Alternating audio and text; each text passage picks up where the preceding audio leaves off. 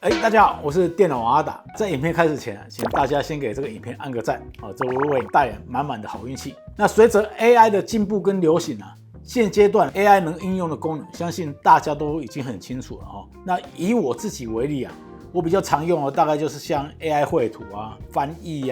或者说像一些会议的或文章的总结那摘要功能呢，这个就相当好用了。以我自己的文章来说我会把我们网站的内容先丢给 AI， 请他帮我浓缩文章的一个精华，然后快速整理出重点去给读者阅读。另外一种应用就是会议记录的一个整理。因为阿达经常跟厂商在开会，不管是线上会议或实体会议，所以在会议的过程中我都会全程录音。那以前我可能就是慢慢听录音然后去截录一些重点。那现在都 AI 时代我现在都直接把录音丢给 AI， 它就帮我转成逐字稿，然后再透过另外一个 AI 将刚刚那个逐字稿摘要成重点，这样我就不需要很辛苦一直在那边看每个逐字稿的内容，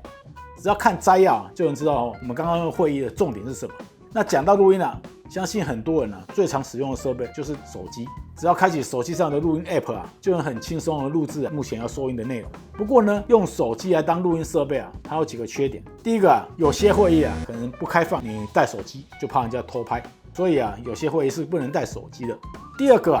如果你是用手机在录音的时候只要有人来电，你的录音就会中断，或者说有什么意外你不小心按到，它可能就断掉，你也不知道。那这样子你就没办法录到完整的内容。第三点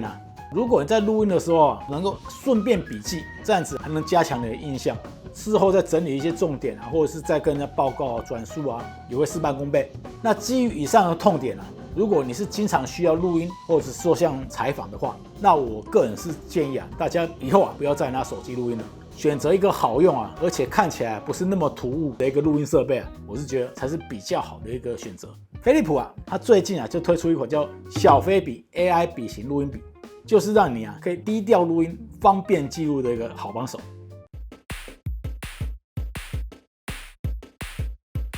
依照国际惯例我们还是简单开箱看起。那大家看一下，这个就是飞利浦的 AI 小飞笔。好，那我们简单打开看一下里面有什么东西。它的外形就真的跟一支原子笔是没有两样的，它的整体的质感我觉得设计的还不错，而且它使用钛合金的材料来打造外表这样看很像支精品笔，它重量也很轻，也只有25公克而已。那接下来我们看一下里面还有送什么东西。它送2个笔芯，还有传输线还有一个简易的说明书，大概就这样子。如果你怕随身携带，怕不小心把它弄坏的话，你也可以加购这个飞利浦另外卖的质感的一个笔套。个人是觉得就看大家的需求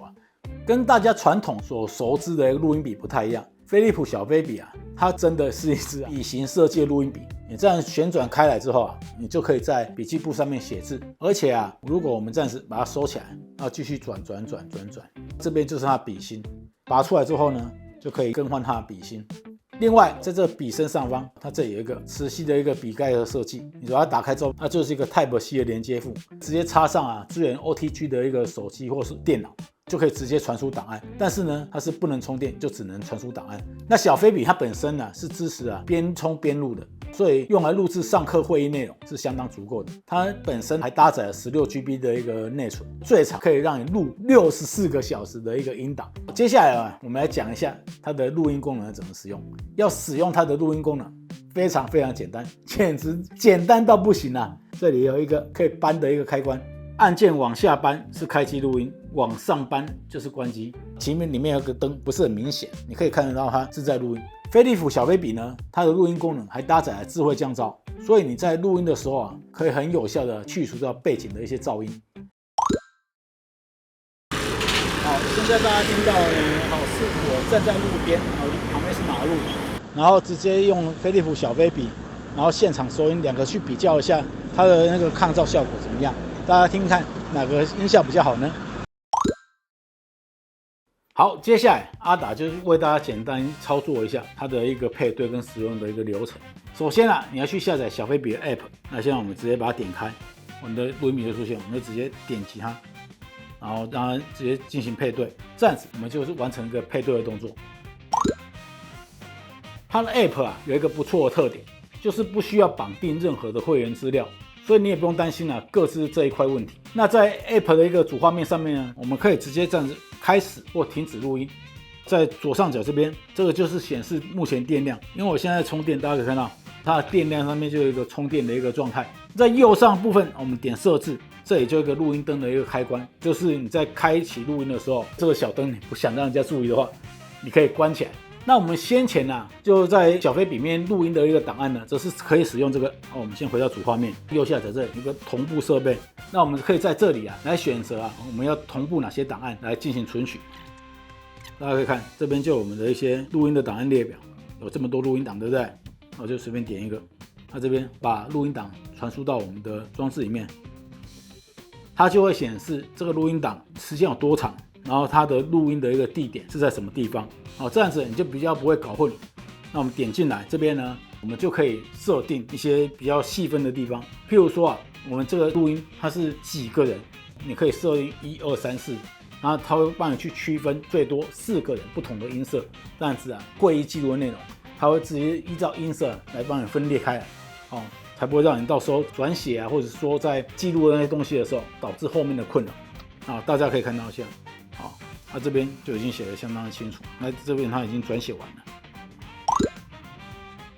那转录文字完之后呢，接下来为大家简单介绍一下，它有一个非常好用的功能，就是摘要总结。这一段呢，就是我们之前拍过一个 AI 绘图教学的一个转录的那个文字，那大部分的那个内容都是对的。这个画面右上角这边有一个摘要重点，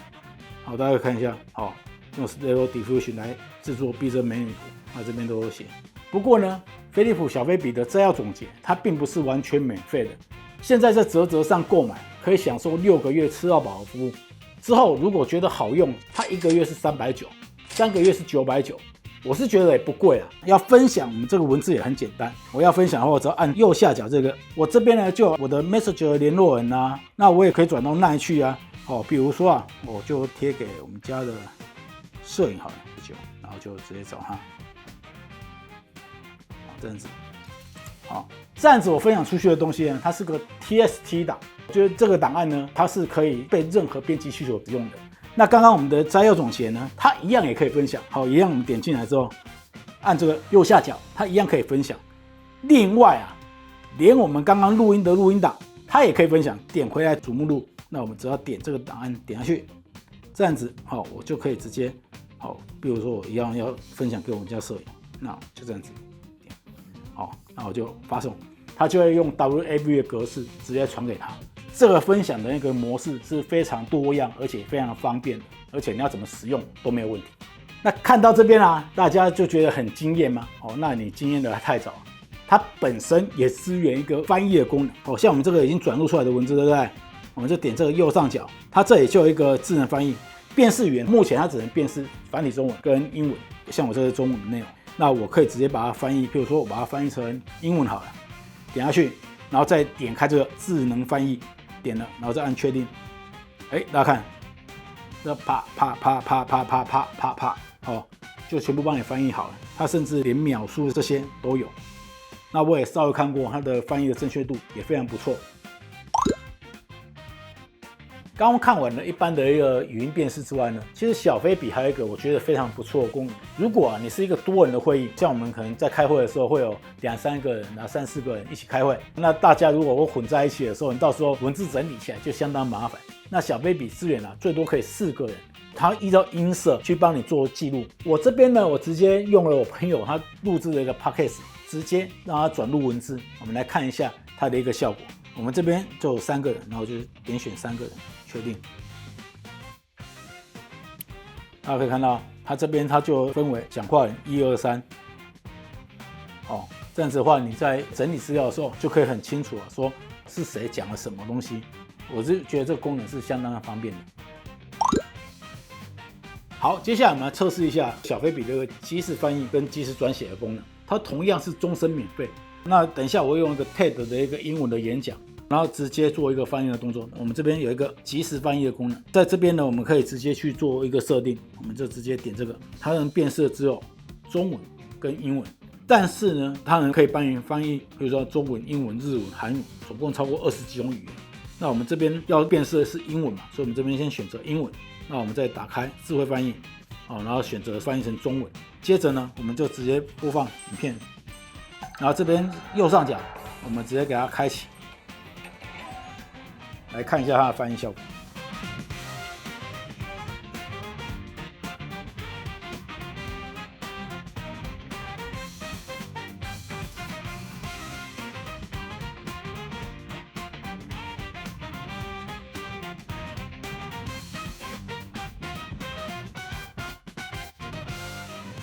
我看了一下，它英文的辨识的准确度是相当高的。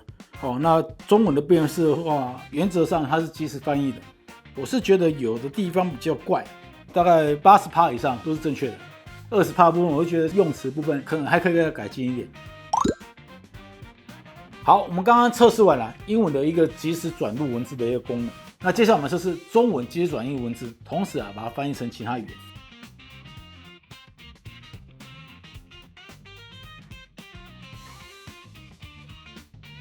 它的文字辨识，稍微看一下，它的辨识效果其实老实讲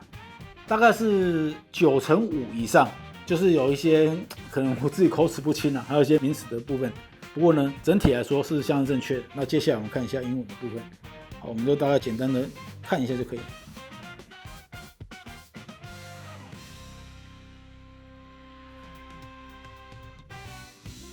OK， 我大概看了一下，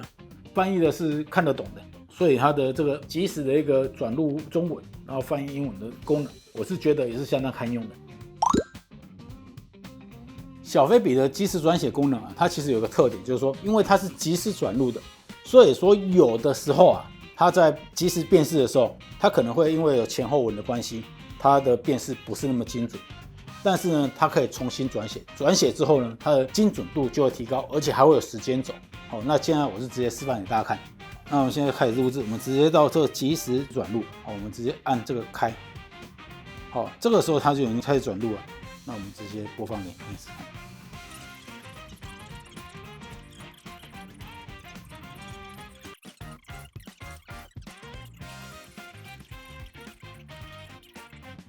这样子我们就转入一段了。那接下来我们直接来这里来做一个辨识。好，大家可以看即时辨识的那个文字就是粘在一起，然后没办法分析很清楚，对不对？那没关系，我们这个时候就按这个重新转写，点下去，然后刚刚那个录音里面有2个人嘛，就选择2个，然后让它辨识。大家可以看，这边就是第一段，这个字呢就跟刚才相比，是不是就更精准了？内容也是更正确了，而且它还分了讲话人1、讲话人2，甚至时间轴也会帮你对出来。整体来说飞利浦小飞笔是一款极具创新且实用性的笔型录音笔。